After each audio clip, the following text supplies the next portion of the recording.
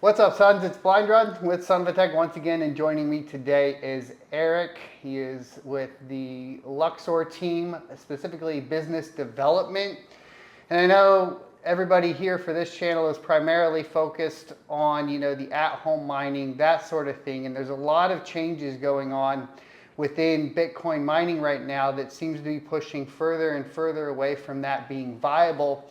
Even from the hosting perspective, and this is something I want to start off with you, is when I was in the panel earlier, kind of talking, I think it was Fred Thiel and I forgot everybody else, but something he said specifically, surrounding, the business model prior to this was, big mining farms building up essentially hosting facilities to host other miners' machines, and that is going to phase out, and you really are going to have to be an owner-operator to be competitive. Is that something you're seeing in the industry? Yes, and first of all, thank you very much, Matt, for having me. Of course. I'm a big fan of your channel, having following you and everything that you have done. Yes, and if you allow me to put a little bit of context. That'd be great. I am a petroleum engineer by trade. I have been in the oil industry for 10 years prior coming to Bitcoin mining. And I always see this very interesting story about how getting oil was back in the 1800s, right? So yeah, oil was let's say the low-hanging fruit coming out of the soil, and people were using it for everything else but energy. Medicine, even for toothbrush, but toothpasting, sorry. But now the industry has been evolving that much that now you see this ultra deep water kind of thing, mature fields, and $1 million, $1 billion projects, right? Where you still see the price of barrel at what, $70, $80 per barrel? Yeah. And now you see the Bitcoin mining industry as, it started as a hobby. A bunch of nerds who were using computers to mine some Bitcoins here and there, but now the industry has evolved in so much, especially on the silicon type of thing, that a guy that has an ASIC back home, or maybe GPUs back then, maybe 10 years from now, are no longer profitable. So to answer your question, and especially with the China ban, I remember in 2021 when I joined Luxor, it was the China ban craziness, and everybody was buying machines like in bundles, I remember. Packages here in Wyoming, here in North Carolina, in Texas, whatever, and probably some other countries. And then surprises happened, right? Bitcoin price went down in the middle of 2022. Bills here, bills there, customs problems in South America and stuff. So I believe that it's a matter of how you adapt. Right?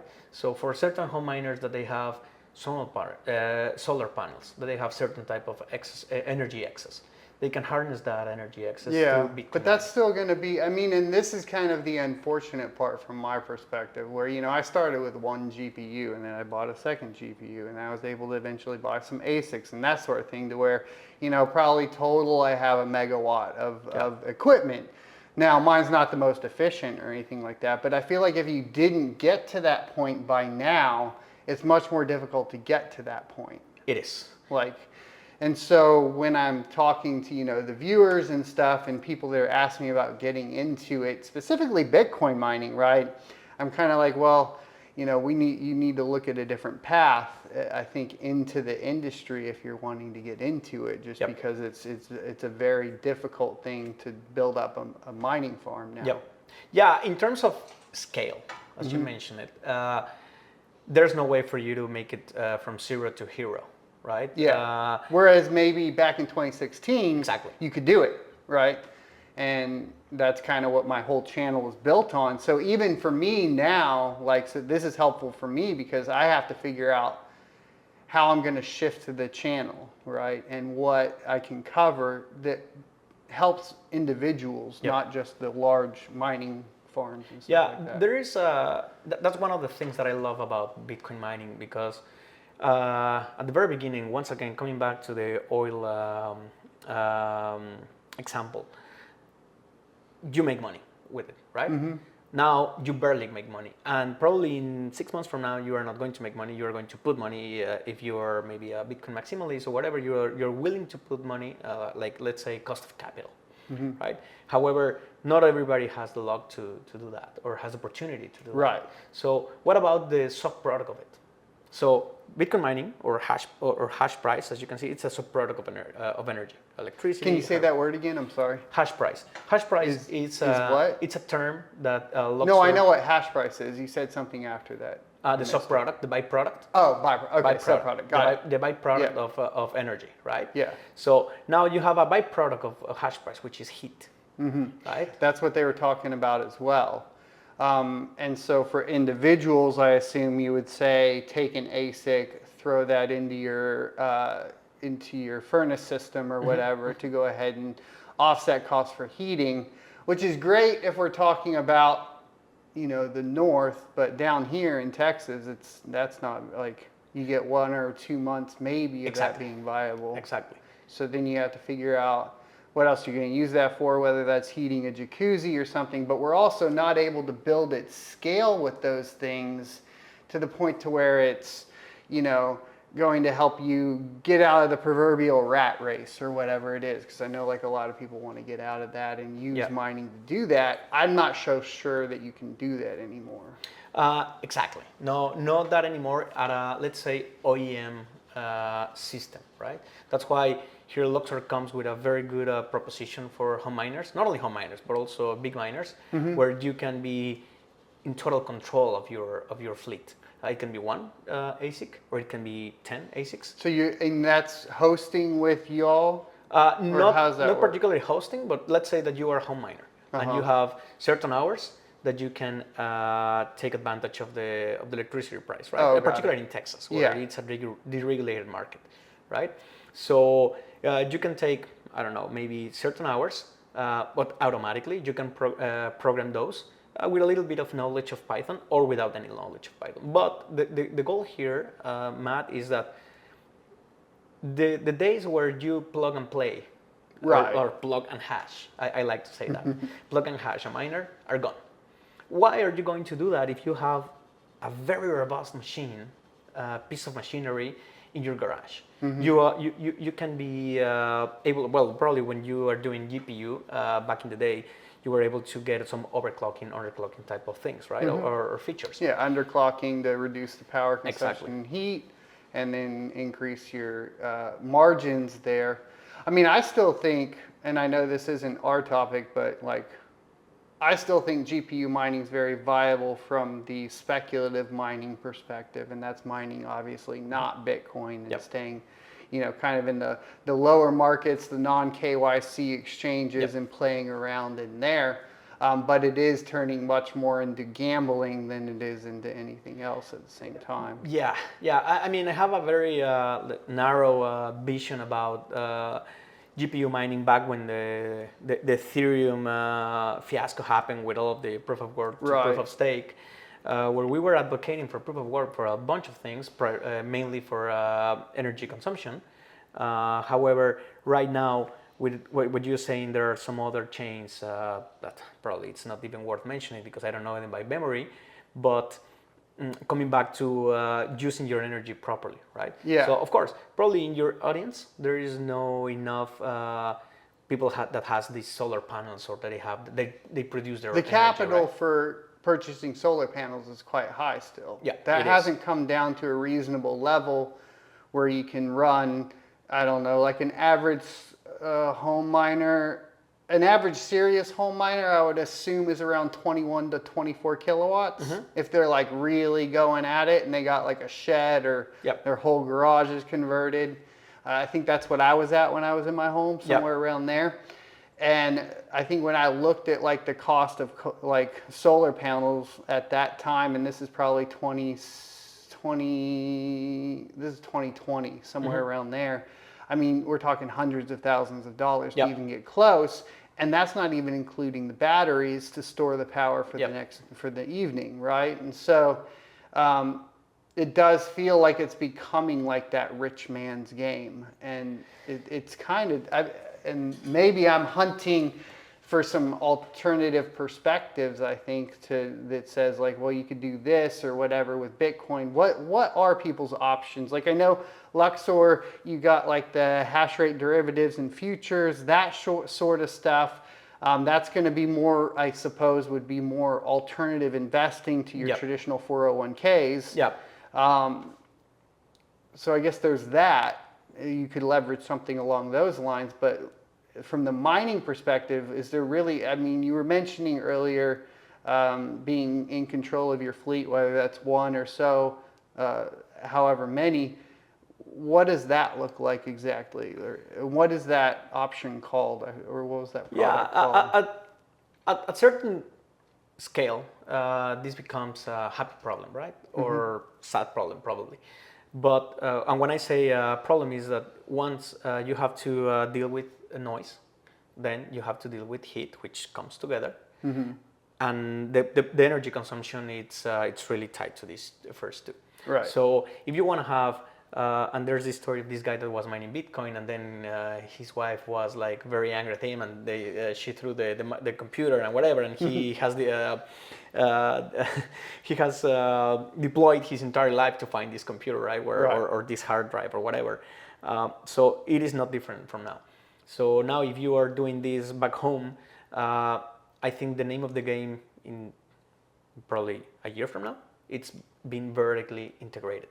If you have your energy production and you have a way to self-consume it in the proper law framework or whatever, then you can harness that instead of being selling it to the grid at pennies on the dollar, right? Now, to answer your question, I believe a lot of home miners moved to hosting services, right? They did. That was the trend over the past couple of years, right? That almost felt more beneficial to the hosting companies than to the individuals, right? We're talking about some of these hosting companies as high as 11 cents per kilowatt hour to host your ASIC, and it's like, I mean, I know what they're doing, but are you really making a smart decision if you're getting your machine hosted at those kind of rates? Now there are some better. I think the best I've seen from hosting is somewhere around the 7 to 7.5 cents. But even that, right, with the halving and stuff, it's tight, and then you have these contracts that you're getting into where you have to keep it on a certain amount of time, you're paying them, and then all of the benefits that they're getting for curtailment and so on and so forth, that's just going to the hosting company. They're not even feeding that back into the users. Yeah, no, that's sad, Matt, to be honest, because, and of course, we have a very good relationship with hosting facilities. They are very good partners. However, their business is to sell power. Right? They charge you 11 cents per kilowatt hour or 7 cents per kilowatt hour, whatever you want. And also, a short parenthesis, you get what you pay. So if you are getting 4 cents per kilowatt hour and you have the 7 cents per kilowatt hour, don't expect the same service. So here's curtailment, here's very good customer support, here's repair for the mine. Here's oh, you know what, your PSU or your fans got broken, please send more, and it's 2 weeks. And then those are 2 weeks that you didn't probably catch any good ordinals transaction fee, right? So that's one thing. Second thing is in terms of firmware and getting complete control on your machines. It's not only about overclocking or underclocking, because that goes to the stress that you put onto the electrical infrastructure. That's one thing. Second thing is, if they sell power, what are they going to bill you for 2,000 kilowatts or watts, sorry, and now instead 1,000? So their revenue cuts in half. But these hosting facilities, they have a power demand that they have to reach. Right. Exactly. So even though if they are unprofitable, they have to reach that power demand. Exactly. Yeah. And that's where I would tell you, you're going to lose money. Do you want to lose more money or a little bit less money? Probably the right answer is a little bit less money, right? So why don't you use something that helps you harness that opportunity? That's through firmware, right? So I think, Matt, you guys have been big on pushing firmware, right? We have been pushing firmware a lot in the last couple of years. We developed it from scratch, no white label. It's fully US compliant, SOC 2 Type 2 in terms I of... used it, I'm trying to think, I've used it on a few machines. I don't think I've thrown them on my S19s yet, because I got the, the Epic boards for my S19s. Okay, yeah, okay. Yeah, so I have some Epics on those right now. And then I got Hive on some of the older S19s. I need to get on loading some for testing, but I haven't been doing a lot of ASIC testing. But that firmware, I suppose, like in conjunction, you work with hosting facility partners, right? Yep. You don't have any hosting facilities yourself, we don't. right? We have a R&D fleet. Yeah. For of course this type of purpose where we do all of our testings and stuff. They manage all of the electrical infrastructure and stuff. They build us for that, but we do all of our testing with them. Okay. We have a lot of communications, so we don't have to put their infrastructure in jeopardy. Yeah. Right. And now, as you mentioned, and this is one of the things that I remember I think I did with HiveOS. Yeah. With Ethereum. Gosh, it was very complicated. Probably because this is not a product for a hobby guy. Yeah. Right. Well, it's a custom image of Ubuntu, which is Linux operating system. So exactly. You're already getting into the realm of like basically super nerds building the OS. Yeah. Right. Yeah. So that's kind of embedded software. I think they've gotten a little bit better, but it is still, I think the flashing process, etc. I want to say y'all's flashing process was a little bit easier. And it has become way easier because we know that even though it is an advanced product for certain type of power users, nobody's going to be, at scale, it's not going to be like that. So we have to put it very easily. For example, for curtailment, that's a very good example. So you have certain hours where you curtail. So instead of going 20% of your fleet down, you go 20% of your power consumption down. So all of your fleet is still working. Underclock them. Underclocking, yeah. One other thing, if you are an advanced user, let's say very good coder, you can link that to our hash price API. So that's even better. Okay. Did you watch? It's Python? Yep. Okay. Did you watch Silicon Valley, the show? Yeah. I remember this very good episode where Guilford was mining Bitcoin and there was this song like, "Brr!" So whenever that alarm goes on, that means that it is no longer profitable. Yeah. So instead of course doing that, you can underclock or overclock your miners dynamically. Now your hosting partners are okay with that? Let's say, or at least some of them, you deploy the Luxor firmware, you work with a Luxor supported hosting company, they allow you to, as the individual user that has your equipment hosted there, they allow you to adjust that. Some of them, of course. Yeah. Some of them see the value of. You know what? A lot of hosting facilities tell us that it's going to void the guarantee. No, it's not going to. It's not going to void the guarantee. It's going to show you the actual flaws that your mining fleet has in advance. So you can get your fans before. You can change your PSU before it breaks. You can make some certain type of hashboard repairs or exchange before. It's not going to. It's not. That's going for to break because underclocking shouldn't void at all. But I'm assuming they're thinking that for any overclocking. Yeah, right? firmware in the collective firmware mind. in general. Yeah, right? firmware in general in the collective mind. Yeah. Thinks it's overclocking, getting more juice. Right? Yeah. And it is not. It is not that. It's having control over your hardware. Exactly. Okay? Yeah. And you don't want to use the Chinese Bitmain firmware. Exactly. What are they going to do? Just start stealing your Bitcoin? Yeah, I didn't say that, but it's something that can happen. Yeah. But to answer your question, there are certain hosting clients that do not have 2 miners. They have 200 or 2,000 miners. So they are pretty much in control of their hosting facility. And if they tell them like, hey, I want to use this firmware, the other guys have to just like, okay, it's your machines, let's do it, right? Yeah. Whereas there are some other guys that are, I don't want to say trapped, because that's a rude word, but I want to say they have to be playing by the rules of the hosting facilities. Yeah, and if a hosting, I mean, to a certain extent for management, I get that, right? So you talk about if you already have foremen deployed, for example, at the hosting facility, and you're utilizing that to track miners and who's miners who, and serial numbers and all that. Oh, And yeah. you already got that all up and running. You got a server running,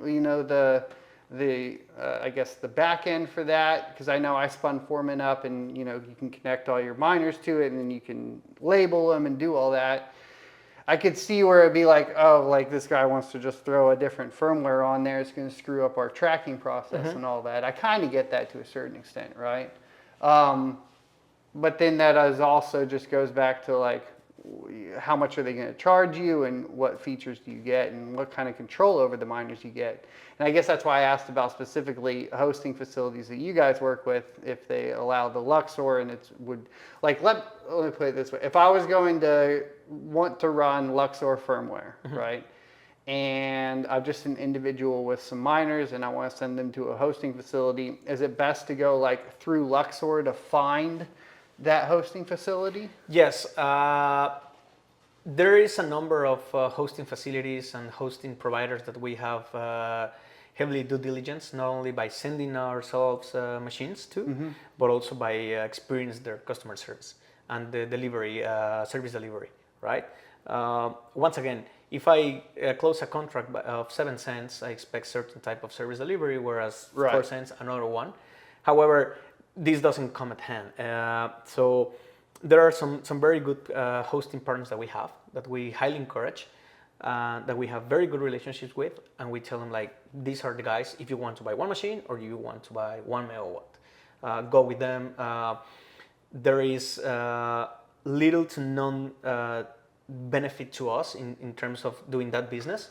But of course, what we want them to do is have a good experience, use our pool, get your steady payouts by a steady payment method such as FPPS, and we don't have to like sponsor or direct customers to the hosting facilities that they want to use our firmware, because at the end of the day, that's your machine, it's your capital, it's your hard work, and you bought those machines with that. Yeah. So now, what we tell to the hosting facilities is that if you want to really take advantage of all the properties that this piece of machinery has, it's through firmware. It's not just by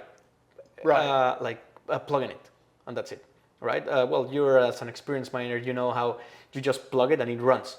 It doesn't have like an on-off button, right? Because it doesn't need to. But now, taking the full advantage of it will help home miners, small miners, and even medium miners. Yeah, and I think over the course of 23, I mean, I was very heavy into the firmware side of things, the Epic hash boards, testing different firmwares and so on. For me, being a tinkerer, coming from the GPU world, that made the ASICs more interesting.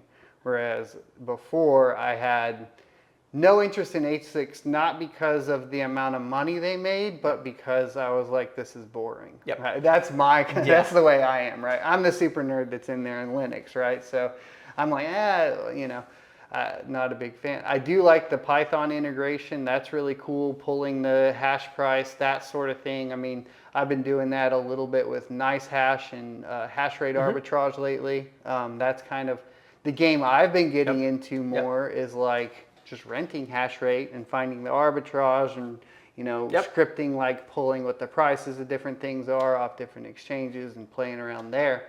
So I like that. That's fun. What was I going to ask? I wanted to go back. I forgot what it was now.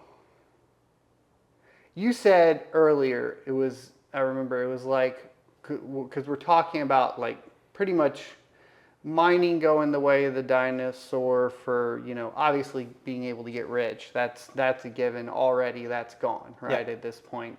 But even staying profitable, you said, like, you gave a timeline here of about 6 months or something along those lines. What data are you basing that off of? Is that just a feeling, or is that, I know you guys do a lot of data analytics on the chains. Wow, I remember when I first joined Luxor back in the China van 2021, network hash rate was about 100 something exahashes. Right now it's a 620 something.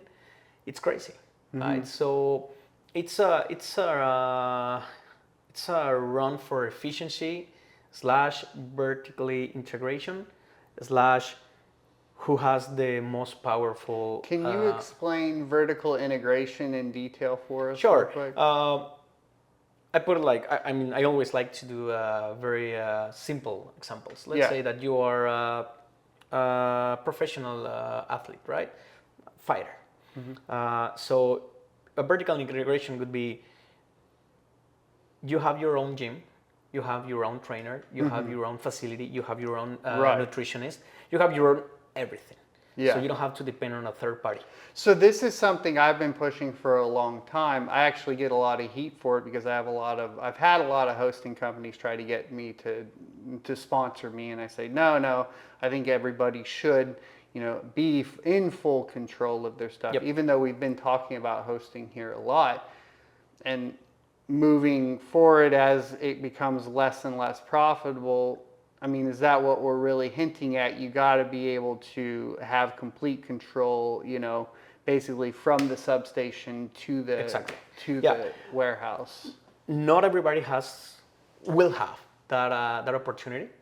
It happens the same thing about petroleum. So you think that Chevron or Shell or these big guys have all this vertical integration? No, they have shareholders, probably BlackRock or Vanguard or some other big pocket guys. Right.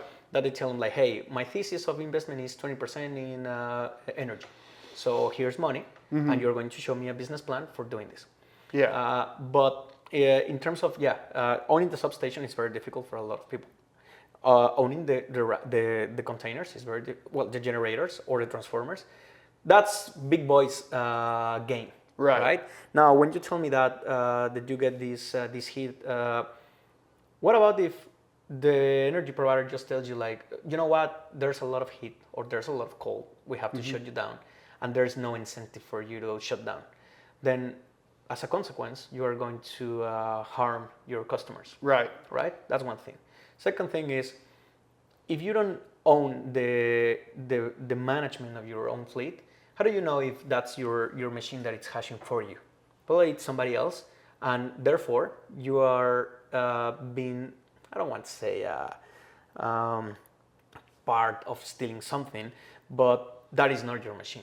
Right? If it breaks, it breaks, right? I remember there's a lot of hosting facilities that require you to send certain amount of spare parts for you to be safe, which I think it's a healthy way to do it, right? Now, coming back to this vertical integrated thing is, I think the best example is the home miner. Yes, they are depending on the utilities. However, if something happens on their control, on their electrical whatever thing, it's your own fault. Nobody is going to come and help you, and you don't have anybody to blame. Like, hey, you didn't do this. No, because it's yours, and you're supposed to. You're talking about from the panel to the miner. Exactly. That's your responsibility, right? However, there's still a lot of responsibility for you to take care of that, do proper maintenance, because it's not automatic. It's not eternal, right? So I think in terms of vertical integration comes the operation side, because that's one of the trends that I have been seeing in the last maybe 1 year. Okay. It's incredible that you have an S9 back in 2017, 2018. Yeah. And now it's not even 6 months, and you have a new and more powerful and double the efficiency of the previous one. But guess what? You pay for the 10,000 units MIQ, and you get it in 1 year, and it's like, come on, So what I have seen is that ASIC manufacturing companies that they find that they find people that has access to very cheap energy. They'll tell you like, here are the ASICs, here are the containers. You just run them. Yeah. That goes again back to the Vanguard, the BlackRock, and all of these big bucket funds.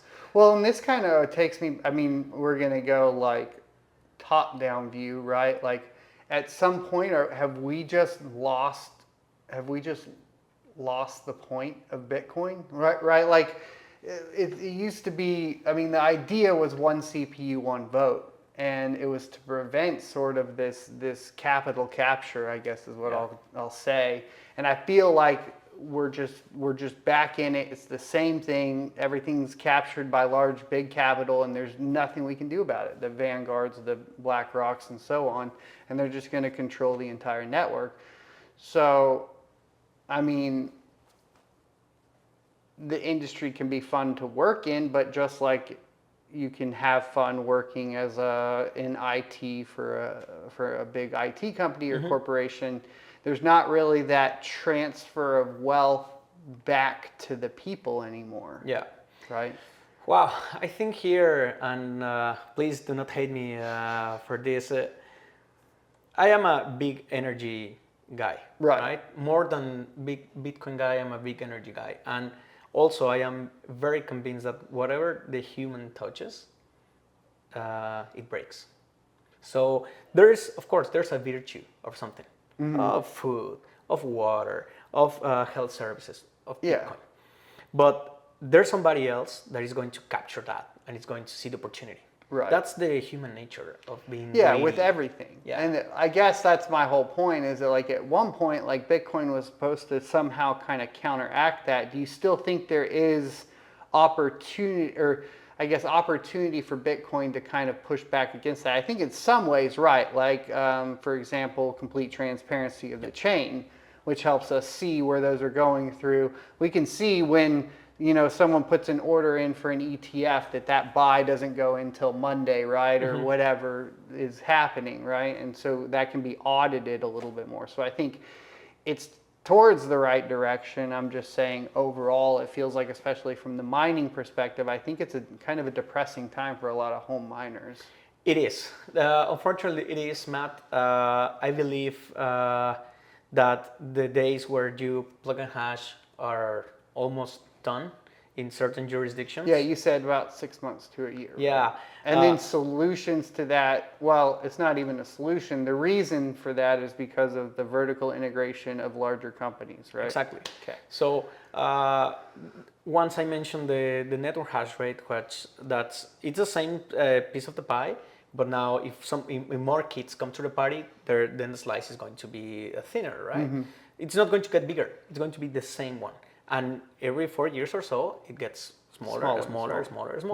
So, and I think that's healthy. The other thing is, and I see always this with energy companies, right? Petroleum companies, solar, wind, whatever. And I tell them like, what about if I get you a client that is not going to cry, is not going to blame, it's not going to be complaining, it's going to pay you for your already $0 per megawatt hour. And it's going to be flexible.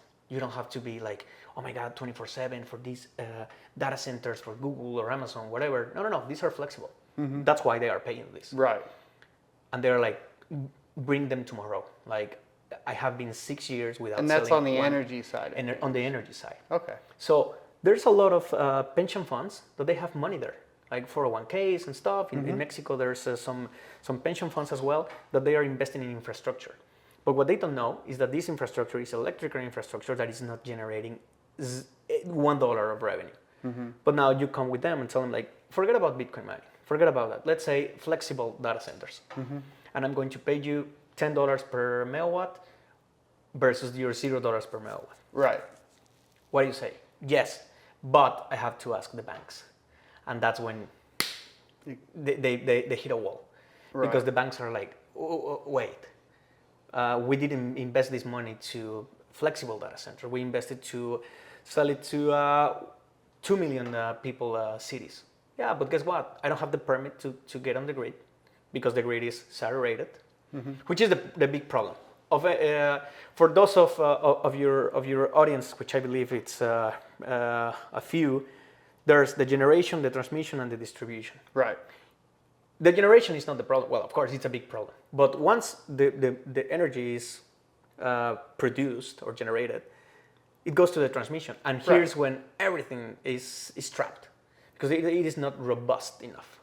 The population grows at a percentage that the world is not able to and that's withstand. why you're seeing like the containers really take off, plopping that down right, like within that first mile or whatever it is, to capture the energy loss before transmission happens. I work for a power co-op, so I'm kind of a little bit familiar with a lot of those ideas.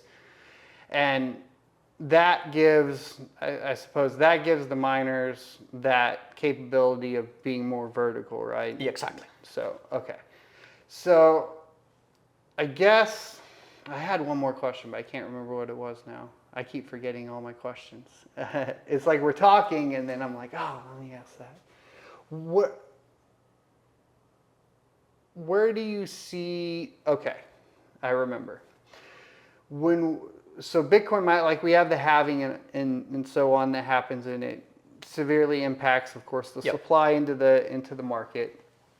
And it's something I've been paying attention to a long time. I have a theory I'll run by you. I think like we have this 4-year cycle, right? Essentially, where we end up having some sort of bear market every 4 years, and then we have some sort of euphoric like pump up in price, and that seems to be influenced by miners, but I think that's going to go away. Now, my idea is that goes away when the fees meet the block reward. So when the average fees for a block come to, like, if it was today, 3.15 or whatever it is, 3.25, 3.17. 3.125, yeah. Yeah, 3.15. There we go, whatever, something like that. If the fees today somehow pushed by ordinals and runes or whatever hit that point, then you would have a stabilization of the price of Bitcoin, because you would no longer be dependent on the block reward that's reducing every 4 years. I think that's probably about 12 years out if I had to take a guess. I was wondering from y'all's data analytics and everything that you've done if you guys have an idea of when that might be. Obviously, runes kind of fell on its face. I don't know if that's deservedly so. I think that's mainly layer 2 and layer 3 problems that are not integrated in a user-friendly manner. But is that something you guys are seeing? Like, is that kind of what you guys are looking at as far as when when do you think we'll move from the halving cycle to basically just a macro cycle? I told you not to give me the tough questions. Wow, that's a very interesting question, Matt, because Luxor has a business line that, from the very beginning, Luxor saw compute power as a commodity. Yeah. So soy, orange juice, all of those commodities, right? Even oil, etc. So, as a commodity, it is the first part or the first ingredient or something else, right? So you cannot make tortillas, for example, for your beautiful tacos or burritos without the corn. Right. Right?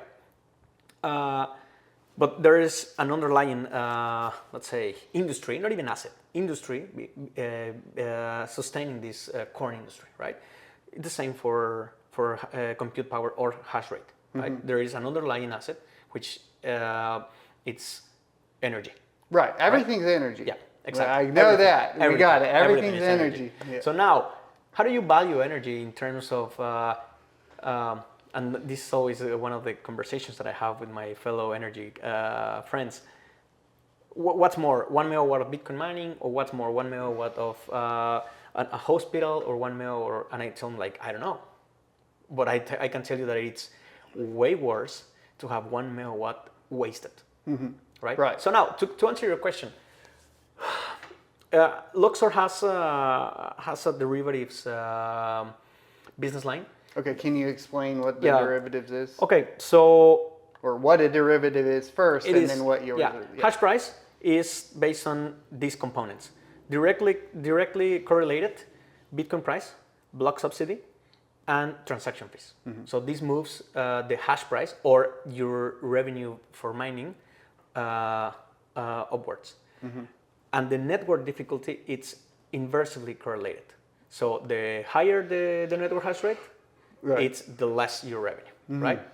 So I didn't know this, but aviation companies or these huge, let's say, American Airlines or Air Canada or Aeromexico in my country, they have certain revenue projections, right? But the fuel keeps changing. The fuel price keeps changing. So they go to to a company, let's say a bank or Yeah. whoever has the money, and tell them like, hey, I need you to hedge, or I Right. need you to guarantee me this price This of price. fuel. Yeah. I mean, Per- that's what we do as an electric co-op. We do that with energy because we're in a deregulated market. Exactly. We go to the generators. We say, hey, for this amount of time, we're willing to pay you this much.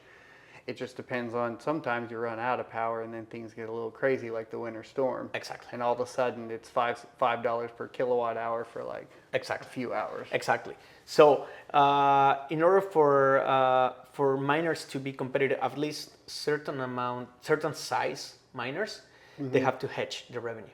Because, for example, hosting facilities, that's a very good use case. They have to deliver X amount of kilowatt hours every day. Yeah. Right? But what happens if your transformers goes down? Or if ERCOT tells you to shut down? Or if something happens when you're in your panel, right?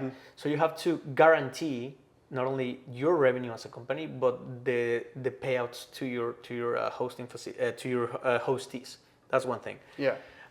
For big miners, like they want to go down. They are like, you know what? I am foreseeing a lot of heat, or I am foreseeing a storm, or I am foreseeing this, so I'm going down. I am betting against. That's Yeah. when the human makes everything worse, right? But we have seen that in the next 6 months, there's going to be, of course, based on data, right? There's going to be a major correction in terms of very inefficient miners, M30s. S19. Is that from the perspective of the price of energy going up, or is that from It's more about the new machines that are the coming new online. machines coming down the line? Got I it. remember, like it was yesterday, when the S19 XP came online, it was like boom, like Yeah. 90 degrees hash rate increase. And then the S21s, and then the S21 Pro. And I think in a couple of weeks or so, it's going to be the WDMS in Las Vegas. Nobody knows what's going to be announced. Yeah. But that moves the market, right? So once again, the piece of the piece of the cake is the same, and now it's going to be more kids in the party, Right. right? So therefore, if you don't have a strategy, a very holistic strategy of firmware, derivatives, if you want to continue growing because you have access to power, but you don't have the capital, and you don't want to dilute, there are other options, less predatory, more friendly. I know that a lot of people don't like this word, but fully compliant. Because if you want to grow, at the end of the day, you have to. It is fun. I mean, it is funny because I've been talking to a lot of people here, and I did just tweet out. I said, apparently everybody at Consensus wants more regulation. I was just being kind of like facetious a bit, but because then I said, and they're all Canadians, but now we have a Mexican. But it is funny when you say that, just because I'm getting that feeling that, and I don't know if it's just because like I have that rebel in me still, Yeah. or that little bit of libertarian that just wants to push back as far as and hard as I can, but like, you know, everything's run by major companies now. You know, everything is very corporate now, Yep. and that's the direction this industry's going now.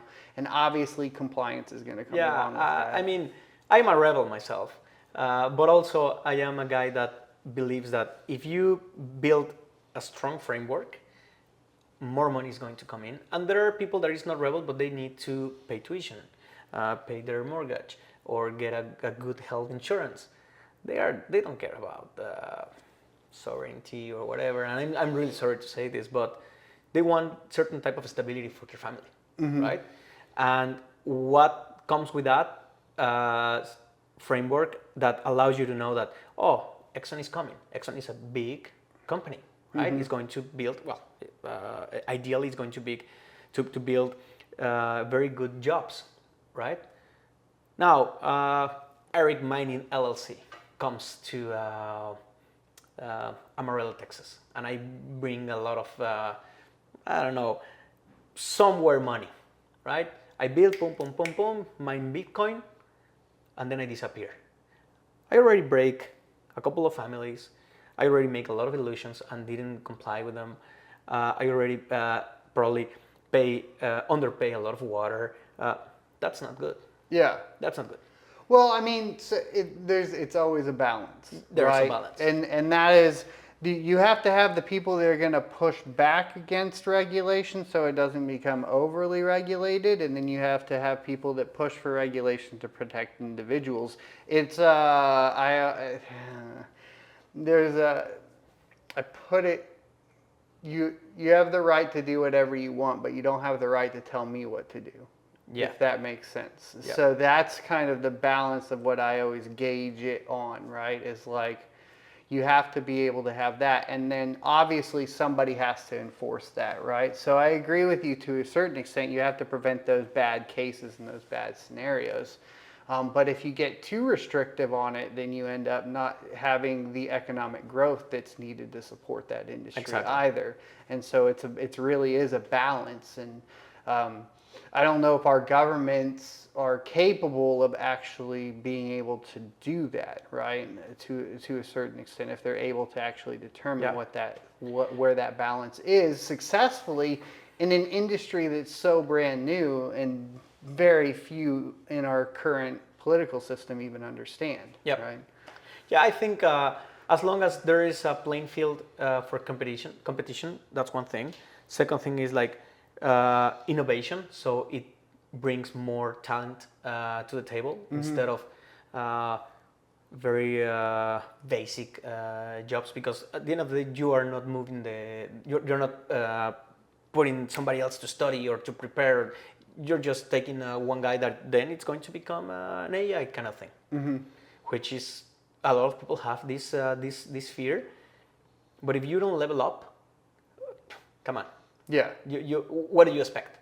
Like get this universal income, whatever. Yes, it can be a thing. Yeah. But you have to have certain level, my man. So I have one more question. Yeah. And this is a political one, so we'll Oh my see how God. it goes. I can cut it if you need me to. Jerry Seinfeld for president. Yeah, 2028. Jerry Seinfeld for president. What would the impact of Biden's 30% mining tax do to the U.S. Mining industry? Wow. Or Look, have on the U.S. mining industry? I wouldn't be able to answer in terms of the U.S., but I can tell you what is happening in some other jurisdictions that I have more experience. For example, Paraguay. Okay. When I joined Luxor in 2021, power cost was 3.9. So everybody was like, instead of going to Texas, back in the China ban, they were going to Paraguay. And everybody was happy and everybody was doing stuff and this, that, and the other. However, they got really smashed by importation duties. They got smashed by uncertainty. And in 6 months, maybe 8 months, from 3.9 it went to 4.6, and then in 6 months later, 5.2. Yeah. So right now it's almost the same cost of mining in Paraguay with 100% renewable energy than mining in Texas. So where do you want to go? Right. I want to go to Texas. For now. For now. Now, what is the narrative or the or the thought behind, or the rationale behind this 5.2? Because Bitcoin mining or data centers as a whole are a very low personal industry. So per megawatt, you hire 3 people. Right.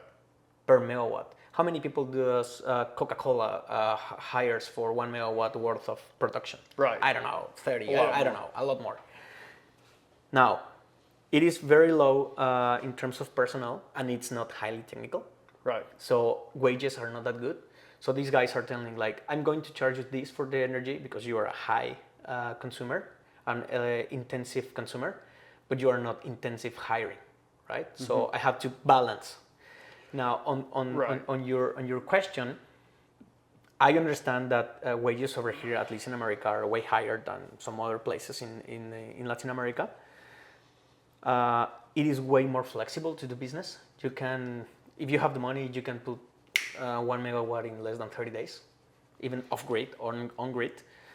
But now, taxation, I think, at least in my country, it's the #1 revenue source in the country. Not even oil, it's taxation. What does that mean? It means that you are not producing enough. Right. If you're not producing enough, I have to take it from somewhere. and looks like these guys are bringing top dollar to the country. I'm going to tax them. I don't like that. That's interesting. So would you say, let's say if you're proposing that 30% tax, would it be fair to say that the U.S. is producing less than it has in the past? Are we on a trend of producing less and less, and that's why taxation is going up and up in the United States? Yeah, well, probably I'm not the one if we saying look it, at if we look overall, at least anecdotally, that seems to be the case, right? We don't have as many vehicle manufacturers. That all got moved to Mexico. Yeah. Right. Our agriculture is getting moved out across, right? I think a majority of our beef, 80% of it comes from India. So a lot of our commodities in the United States have gone down, which I guess then, to your point, if you don't have that, if you don't have those exports, then where are you going to get the funds from? Exactly. And then you get that through taxation. So I mean, from that perspective, I guess Bitcoin is sort of still a light at the end of the tunnel from that perspective, because we're also overprinting cash and all that sort of stuff. So that kind of can protect the investor or the average guy. You can protect his income, his savings, that sort of thing, potentially, right? I just don't know if mining's the way to do that anymore, or if it's Bitcoin specifically, if that's just buy Bitcoin, right? Yeah, I think once again, with my very simplistic examples, I do remember when my dad was like, okay, so you gotta go to school, you gotta study English, you gotta do this and do that. And when I say like, no, he was like, okay, so go to work. Mm-hmm. I started working. And then my father was like, okay, so now give me something for the monthly whatever that we buy in Walmart or whatever. Mm-hmm. And I was like, hey, come on, why about the 100 pesos that I earn, you're taking 30 pesos from me? And I remember he told me like, it's going to happen anyway, so you better learn. Yeah. And of course, my dad, wherever he is, he always was a producing man in my household, right? Mm-hmm. But if you're not producing it, you're going to use something for your services, for water, electricity, firemen, whatever. Yeah. Where are you going to take that money? Either you print it or invented it out of thin air, or you take it from the producing parties, right?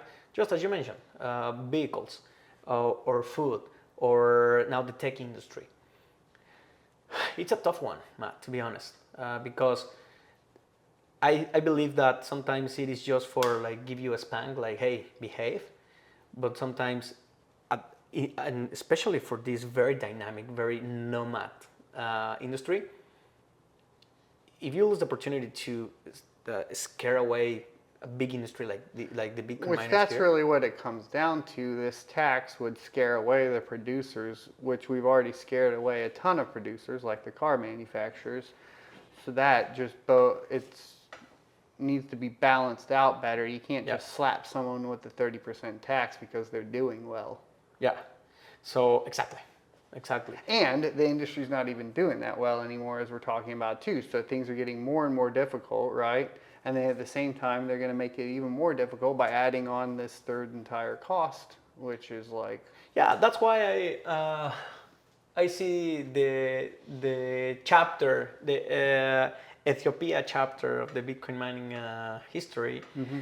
very interesting, because everybody's like, yeah, come over here, help improve energy cost. And yes, there's a lot of legit miners that are doing pretty good stuff. And there's going to be the cowboy ones, mm-hmm. In Mexico, in Paraguay, in some other countries that I have very good relationships, but I have to acknowledge that they are mercenaries. As an oil and gas guy, I worked in Saudi Arabia for maybe a couple of years, and I did my own thing. And then there was job in Australia, or there is job in Norway. You gotta go where the money is. Yeah. And unfortunately, or fortunately, that's how the industry moves. So I wanted to go back to this because I forgot that I don't think I got an answer when you thought we'll break out of the traditional 4-year halving cycle. I didn't get like a solid answer. Can you... I know we talked a little bit about the verticality and the shift in the industry as a whole to basically prepare for that sort of, and then the cut of the pie getting smaller and smaller, which we're aware of because of block reward and so on. And I think we danced around that. But my question specifically that I wanted answered is like, I mean, I think the 4-year halving cycle has to end at some point. Do you guys think, or do you think that the halving cycle will end at some point, right? Will that traditional cycle of the way Bitcoin goes up and down based on the block reward changing, will that go away? I now remember. Probably that's why I dodged the question. I don't think we have enough data still. You still don't think we have enough data? I don't think we have enough data because now, for example, who saw coming the ordinal craziness, right? Or the runs craziness? Probably somebody was expecting it, but definitely, and I do remember like it was yesterday as well, when all of these ordinal fever happened, there were a lot of maxis here and there, but then I asked them like, do you mine? And they say like, yes, of course I have my miners. Have you seen your revenue lately? Oh yeah, for sure, I did fantastic. There you go. Yeah. So don't come with this, oh no, I don't like this stuff when you're benefit from it. Yeah. It's the same with Ethereum. Luxor and I'm going to piss off the maxis one more time here with my last question for you as far as the Ethereum thing goes, because that's an interesting point. I didn't mean to cut you off, but I do want to know essentially what happens to the Bitcoin price if energy's free. Like obviously this is a hypothetical, but what happens to the price? Because the argument is the price is based off energy cost to mint, right? Yeah. So if hypothetically you didn't have any energy cost, let's say Tesla comes back from the dead and is like, you dummies, this is how you build free energy for everyone. What would happen to the price of Bitcoin? Would it really go down? Wow. I think I had an epiphany about that, or probably I read it in some Freakonomics type of book or something like that. That's a very good question, Matt, because if the underlying asset, in this case, whatever you're based your production on, it's free, then does that mean that you will have infinite production? But well, you can't have infinite production on Bitcoin because of the emissions run out. Well, yes. So there is that. But then like we saw with Ethereum, it went to proof of stake, cost to mint went through the floor, and the price really didn't get affected that negatively. Wow, that's a very good question. Damn, I wish like Ethereum is just recovering just fine. Yeah. Along with everything else. Well, whereas like initially, if you talk to a Bitcoin maxi, they would have predicted doom and gloom for Ethereum moving to proof of stake. Well, now, what happened to all of the infrastructure built for Ethereum mining? Well, I mean, a lot of that HUD 8 converted into, HUD 8's the only one I'm aware of that's been public about what they did with that, but they shifted that into AI high compute data centers. Exactly. Yeah. So, because, the price... It had somewhere to go at least. Yeah, as we have seen it, and I remember I did this exercise back in a meetup back in Mexico, where I didn't even remember how I did it, but it was something around, I took all of the network hash rate, divided by, it was a very simplistic exercise, but I divided by the price of Bitcoin and stuff, and the number it gave me was the dollars per terahash. So I took that dollars per terahash and I compared it to what you can buy a machine now. Probably you bought I hope not, but probably you bought machines at $100 per terahash, and it's 19J Pro, and right now it's $5 per terahash, right? So I did that exercise. And when I understood, like, okay, so this is one of the main factors that moves the ASIC prices, right? Now, when Bitcoin goes up, there is a change on the ASIC price, but there is not. If it goes from 60 to 70, it's not going to go from 10 to it's 20% almost. Like it's not going to 10 to 12. Right. Probably it's going to 10 to 10.5. Right. Right. Now, when you say that, okay, we got smashed by an arbitrary decision of going from proof of work to proof of stake. But I have this huge infrastructure thing, transformers, high tension lines, this, that, and the other, right? So now we move to AI.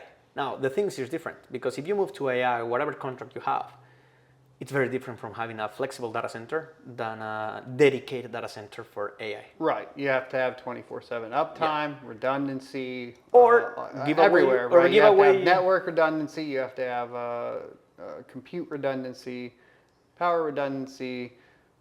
Yeah, the SLAs are super strict on the high performance data centers. Yeah. Right. But here's the other thing about that, and I'll just give you a little. There's been a lot of like projects that have come out that are like AI focused, like Vast AI, for example, right? But when I started digging into it and I started running honeypots on those systems. Oh, Hey, how's it going? Oh, sorry. Are you? yeah. We are. It's okay. No problem. Just making a porno real quick. Okay. Sorry. Train of thought. Yeah, you were talking about the AI projects. I started running the honeypots. Basically, I would spin up a vast AI system, I connect it to the internet, and then I'd see what people were doing on it, right? Because I was like, is this AI thing? Are people really renting out for AI systems? And the funny thing is about 90% of the time, they're just mining different altcoins on those systems. Yep. So to me, it doesn't even look like the AI industry is actually what we think it is. Like, I think a majority of things getting deployed for AI are just mining altcoins in the background. Yeah, that's when we're talking about the arbitrage, right? Yeah. So some companies that are doing this AI rendering or whatever, renting their hash power or the compute power, whenever they don't have the capability to catch a good wave of this compute power price, they just mine, I don't know, a Raven coin or some other. Yeah. Piece, You haven't proof of been work. keeping up, have you? Yeah, yeah, I haven't. But still, now that's one of the things that you have to get really clear when you are considering this type of transitions. That a lot of the hardware that you're seeing right now working, forget about the S19 XPs already. Probably some of the S19 XPs that were kind of expensive back then, they have not break even. Yeah. So what does that mean? Either if you had very good price of power, you still run them, or you have to move them somewhere else, or you just sell them on pennies on the dollar. So I think that the price is going to be, of course, a very good catalyst, but still it's not going to be deterministic. Yeah. It's not going to move widely, right? Now, So relating that to essentially the hypothetical question, if energy was free, it would impact it, but not as much as people would think it would, maybe? yeah, maybe. Just for funsies. But we'll get going, I guess. Thanks for No, coming thank you. on. Thank you, Matt. I'm going to get it all edited and stuff. Can you remind everybody who you are? I'm Erick Vera, Business Development Associate at Luxor Technology. You can follow me on Twitter, the Erick Vera. I will send you over my handle so you can share it. I'll put it down in the description. Let us know if you have any inquiries about hosting or ASIC procurement. If you want to use our mining pool, you're more than welcome. Yeah, don't forget about using our firmware, getting full control of your ASICs. Start getting Formula 1 or F16 pilot if you want to see it with your ASIC. Forget about just plug and hash. I think there's a lot more use on those beautiful miners that you guys have. Awesome. Thanks. No, thank you, Matt. Thank you very much.